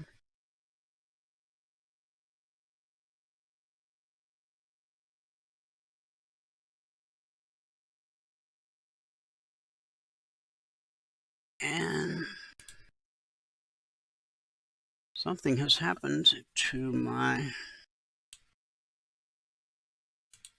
Hang on. Okay. All right. I guess everything's as it should be. Good word for the day. Ready? A fresh start. Isaiah 55:7. He will abundantly pardon. One of the largest bulldozers in the world is the D575A. It's 4.88 meters tall, measuring 11.71 meters in length, and featuring a blade with a height of 3.63 meters and a width of 7.39 meters. It was once used in a country where there was a surplus of garbage that was polluting the environment. The bulldozer was brought in to dig a hole big enough to gather all that garbage, bury it, and remove it from the lives of the residents. At the cross, God dug a hole so big that he could gather the sins of the entire world, past, present, and future. He gathered and placed them upon his Son. Now he takes all of his Son's sinless perfection and righteousness and places it on you the moment you put your trust in him. 2 Corinthians 5:21. For he made him, Jesus, who knew no sin, to be sin for us, that we might become the righteousness of God in him. Now, I know you're going to say, but I failed so badly. Well, hey, a dirty diamond is still a diamond. Just requires a little polishing. And that's what the blood of Jesus does for us. See 1 John 1:7. The wonderful thing about an electronic calculator is that if you press a wrong button, everything isn't lost. You don't have to untangle or figure out the problem. Simply pressing clear restarts the calculation. Isaiah 55:7. Let the wicked forsake his way, and the unrighteous man his thoughts. Let him return to the Lord, and he will have mercy on him, and to our God, for he will abundantly pardon. Here's the good news. God is ready right now to pardon, restore, and give you a fresh start.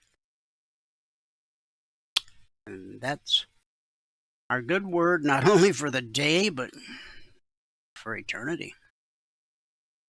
Thanks so much for tuning in.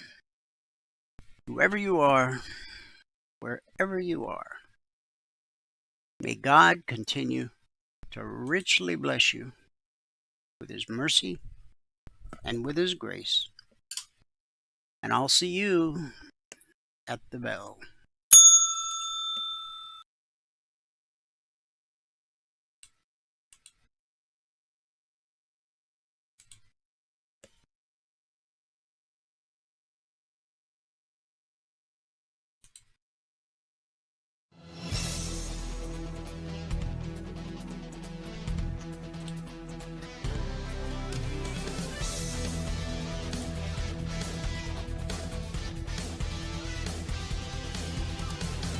Remember this, there is no greater return on investment than to see a human life changed and given hope. As always, pray hard and trade safe.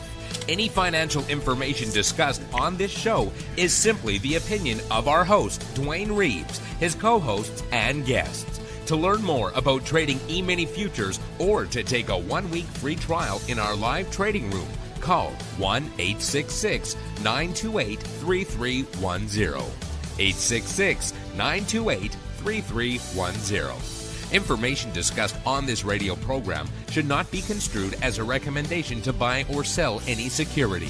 Always do your own due diligence and consult with a licensed securities broker or financial planner before making any investment decision.